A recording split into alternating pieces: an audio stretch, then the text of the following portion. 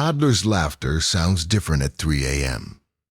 Her dog knew exactly what it meant. The pit bull's name was Flynn, and he had been with the Marcus family for 3 years before Danielle stopped dismissing what he was doing. She was a speech therapist. She thought this mattered. It would turn out that her professional knowledge was exactly what delayed her understanding. Marcus and Danielle had Iris, who was 11 months and had recently learned to point at things as a method of requesting them.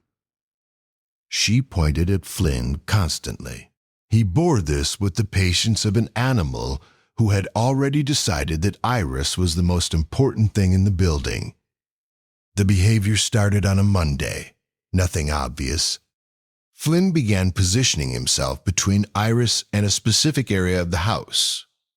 Not aggressively, not anxiously, simply with the calm, particular resolve of an animal executing a task that required no audience approval.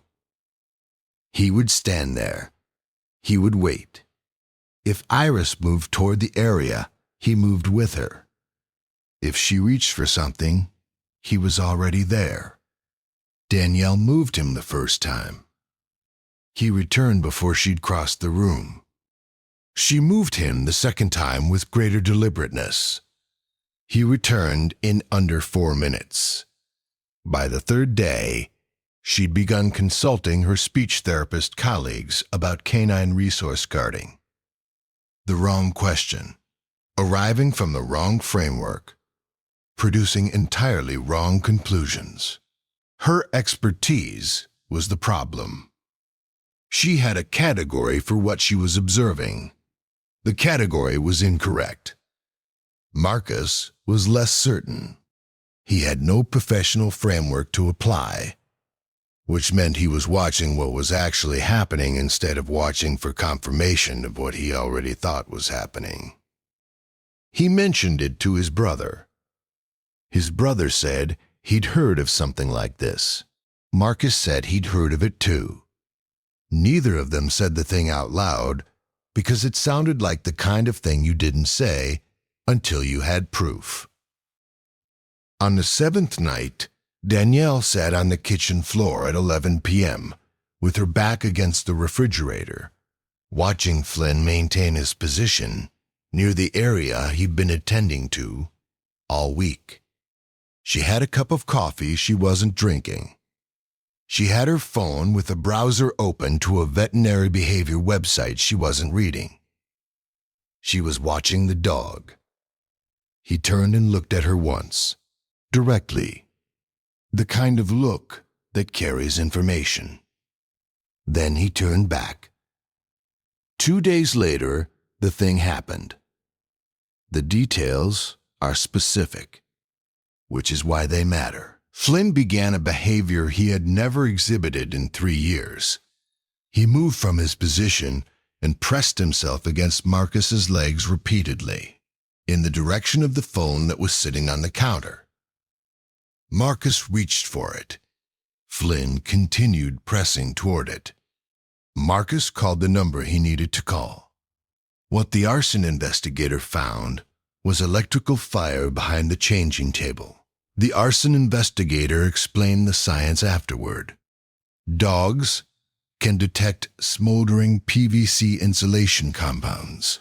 The window between detectable and symptomatic in this specific case was the window in which Flynn had been standing in exactly that spot, in exactly that position, for exactly that many days. The fire was already inside the wall. You had minutes, not hours, the arson investigator said. Danielle wrote it down, not because she needed to. She would remember it without writing, but because she needed to do something with her hands in that moment. She had a category now. The category was, I had a professional framework that was wrong. The dog had no professional framework and was right. This is not an abstract thing. The family went through the math together later. The number of days, the progression of what had been building, the window they'd had.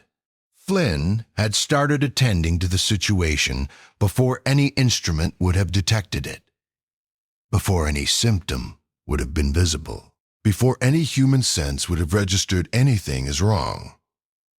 He was working from a different data set. The family modified the house.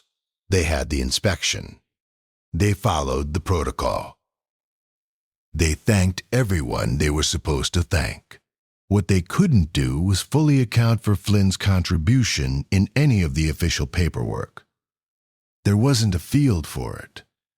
There isn't a field for it.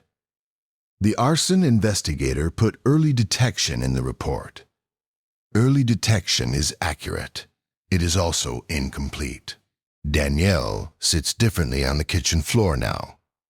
Differently than she sat in the beginning of this story. Lower. More settled.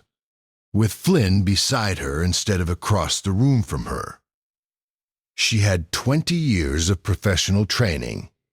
She had a dog who'd been paying attention to things she didn't have instruments to measure. She doesn't say she was wrong. She says she was working with incomplete data.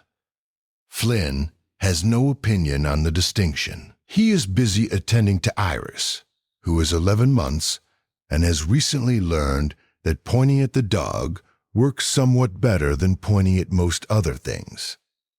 He is patient with her about it. He has always been patient. Has your dog ever done something that didn't make sense? Until suddenly it did? Tell us in the comments. Subscribe so the next story finds you before the noise does. The follow-up appointment confirmed what the dog had detected first. The notes in the file said, "Early intervention, excellent prognosis." The dog received no mention in the clinical record. The dog has never required a clinical record. He already has his own system of documentation, filed in behavior, maintained nightly, requiring no signature.